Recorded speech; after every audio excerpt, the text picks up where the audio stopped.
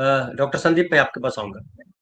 मनीष भाई जो कह रहे हैं वो बहुत करेक्ट बिंदु है, लेकिन मैं आज देख रहा था एक वीडियो जिसमें नित्यानंद राय उनसे सवाल किया गया इसी विषय को लेकर के, यूजीसी एक्ट 2026 का विरोध हो रहा है, क्या कहते हैं आप?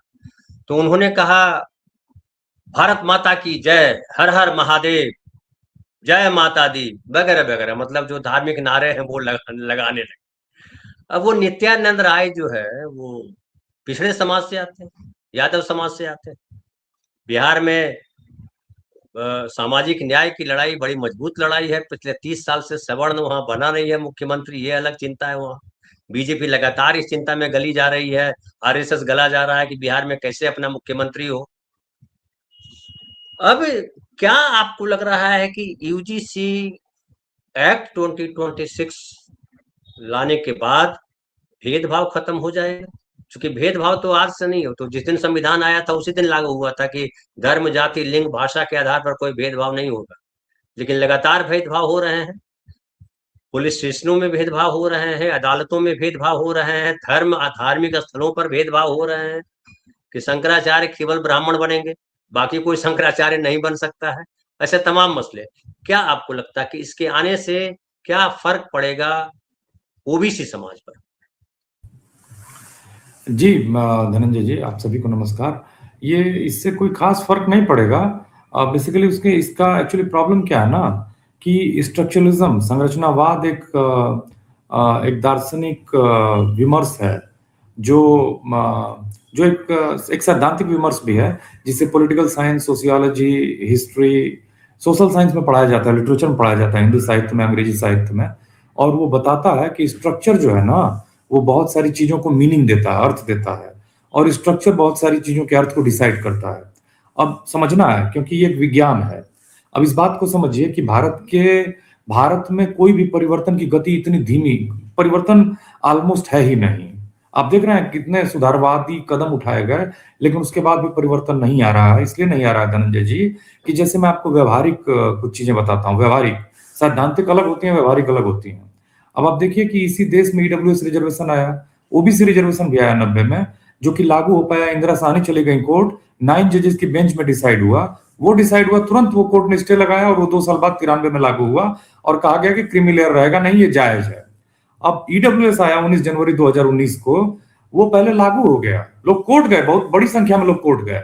उनका नाम इंदिरा साहनी की तरह नहीं है, आपको याद होगा। इसलिए नहीं याद होगा कि देश का जो प्रिंट मीडिया, इलेक्ट्रॉनिक मीडिया, वो जातिवादी है।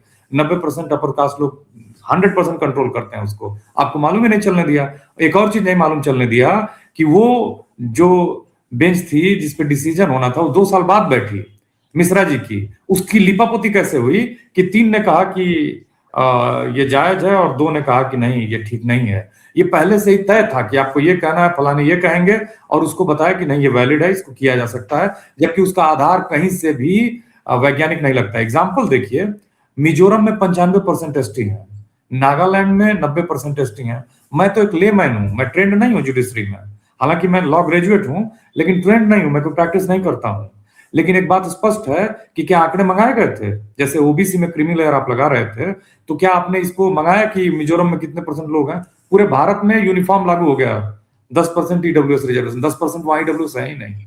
कितनी बड़ी विकृति है इस जजमेंट में, कौन पूछेगा इस बार? एक्चुअली ये पूरा मसला जो है ना, ये पूरी डिबेट जो है, वो ओबीसी के जागने की है। ओबीसी एक बहुत ही माने वंचित समाज है, भयावह वंचित है, भयावह वंचना है। और उनकी वंचना जो है ना, अब तो संदीप भाई ये हो गया है कि ओबीसी कैटेगरी का जो कट ऑफ है, कई बार कई परीक्षाओं में, बड़ी परीक्षाओं में भी, छोटी परीक्षाओं में भी, जनरल कैटेगरी के कट ऑफ से आगे चल रहा है। सहमत हूँ, सुनिए ना, वो मेरिट से मत उससे गाइड हो। ये देखिए, ओबीसी एक बहुत बड़ा समाज है, 60% आबादी है धनंजय जी।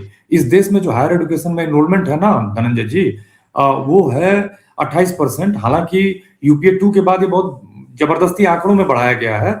ये 28%। सोचिए कि 100 लोग पास करते हैं 12वीं, तो 28 लोग पढ़ने जाते हैं। और इसमें जानते हैं, अपर कास्ट आधा है। और अपर कास्ट, इस देश में 45,000 से ज्यादा कॉलेजेस हैं, उनमें 79% प्राइवेट कॉलेजेस हैं। उन 79% के 90% जो कॉलेजेस के मालिक हैं वो अपर कास्ट हैं। और वो कह रहे हैं कि हमारे साथ भेदभाव हो रहा है। आंकड़े पर आंकड़े आप देखते जाइए, आप देखते जाइए कि आप समझिए इस बात को कि मेरिट तो है ही उसमें। देखिए जो मेहनत करेगा ना धनंजय जी, बुद्धि उसी के पास होगी। याद रखिएगा, बहुत व्यवहारिक बात है। जो आप शंकराचार्य की डिबेट कर रहे थे, मैं तो कहता हूं कि अगर अगर राम भद्राचार्य बोगस हैं तो ये अविवेकानंद भी कम बोगस नहीं है। ये व्यक्ति नहाने से, गंगा जी में नहाने से कोई पवित्र होता है? उसकी मुखालफत करता है, थोड़ी सी तार्किक बातें करता है। ये दोनों समस्या है इस देश के लिए। जैसे कबीर का दोहा था ना कि मलमल धोए शरीर को, धोए न मन का मैल, नहाए गंगा गोमती, रहे बैल का बैल। ये बैल है बेसिकली, वो थोड़ा ज्यादा बदमाश बैल है और ये कम बदमाश है, दोनों बदमाश हैं। इन पे डिबेट करने की जरूरत ही नहीं है। ये देश के कैंसर है बेसिकली। इन कैंसर पे समय खर्च नहीं करना है। मैं दूसरा आंकड़ा देता हूं, बड़ा इंटरेस्टिंग है धनंजय जी। वैसे वैसे वैसे वैसे संदीप भाई, आपने जो बैज इस्तेमाल किया है वो आपने बहुत अच्छा वर्ड इस्तेमाल किया है। वो तो भगवान मैंने नहीं शिव रहा का, कबीर ने। भगवान शिव की सवारी है बसा है। तो अगर हाँ भगवान शिव उन पे सवार होते हैं तो खुश हो जाएंगे। लेकिन ये बसा नहीं है। इनको इनको बेसिकली कबीर ने कहा था, मैंने नहीं कहा था। और मैं कोट कर रहा हूं कबीर को, ध्यान दीजिएगा धनंजय जी। बड़ी इंटरेस्टिंग एक खबर आई थी। वो खबर थी, मालूम है, ईडब्ल्यूएस का आधार है रिजर्वेशन का 8 लाख रुपए का, कि उससे अगर आप कम कमाते हैं तो आप ईडब्ल्यूएस में। मालूम है, नीट पीजी की जितने भी ईडब्ल्यूएस के कैंडिडेट थे उन सबों ने खरीद लिया करोड़ों रुपए की सीट। मैंने तमाचा है जुडिशरी के गाल पे जोरदार। उसके तमाचा ही नहीं है, उसके दिमाग पे भी तमाचा है, लात मारे हैं उन लोगों ने। ये जजमेंट का क्या आधार है, कैसे आधार है? मेरा कहने का मतलब यह है कि आप देखिए, मैं इसलिए कह रहा था कि मेरिट में कमी नहीं है ओबीसी की। ओबीसी 60% है, लेकिन रिप्रेजेंटेशन उसका 10% है हायर एजुकेशन। ये प्रॉब्लम है, यहाँ प्रॉब्लम आती है। प्रॉब्लम ये आती है कि बहुत बड़ा वर्ग है और थौस के बैठा हुआ है। जैसे गायों को आपने गांव में देखा होगा कि एक समय आता है जब वो थक जाती हैं, उम्र ज्यादा हो जाती है या फिर बीमार रहती है, थौस के बैठ जाती हैं। आप पूछते रहिए, बांस से वो उठती नहीं है। ओबीसी समाज भी वैसा ही हो गया, उसको जागने की जरूरत है। मैं एक और व्यवहारिक एग्जाम्पल देता हूं आपको। दो एग्जाम्पल से मैं अपनी बात को खत्म करूंगा। एक लड़का मेरा जानने वाला सेंट्रल यूनिवर्सिटी ऑफ गुजरात में पीएचडी कर रहा था।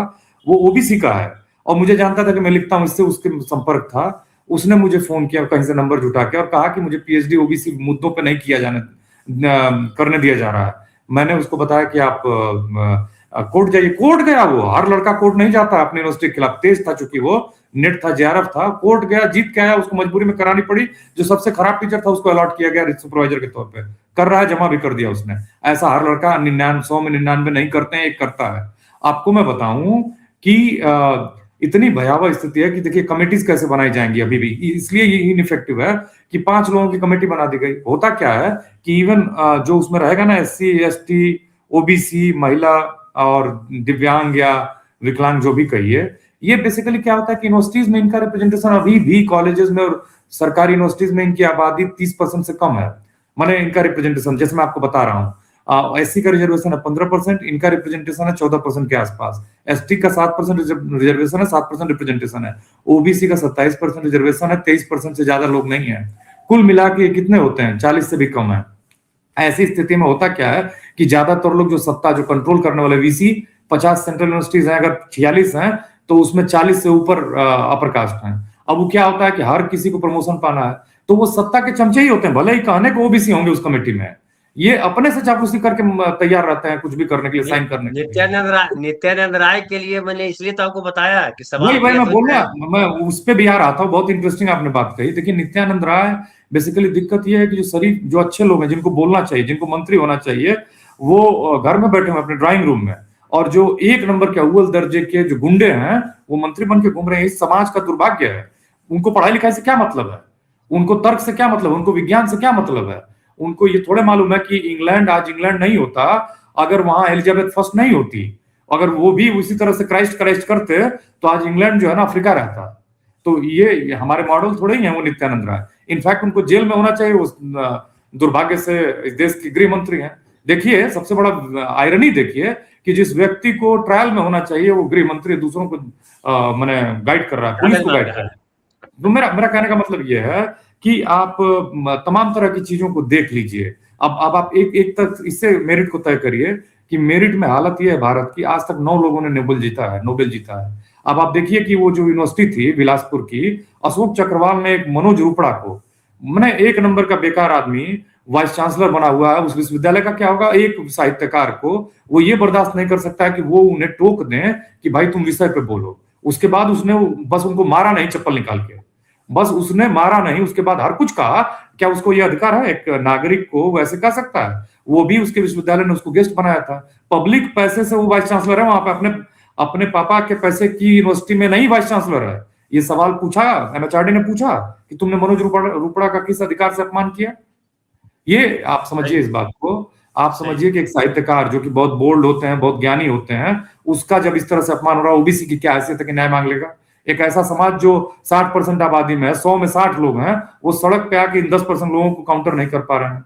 इनफैक्ट ये एक मैसेज है ओबीसी समाज को कि तुमको क्या करना है, कहाँ रहना है, क्या तुम्हारी नियति होगी। नहीं लड़ोगे तो तुमको उसी तरह से जो ट्रम्प की आइस पुलिस है घेर घेर के मारेगी, जैसे वो रेनी गुड को मार रही है, जैसे वो एक सज्जन को मार गई है।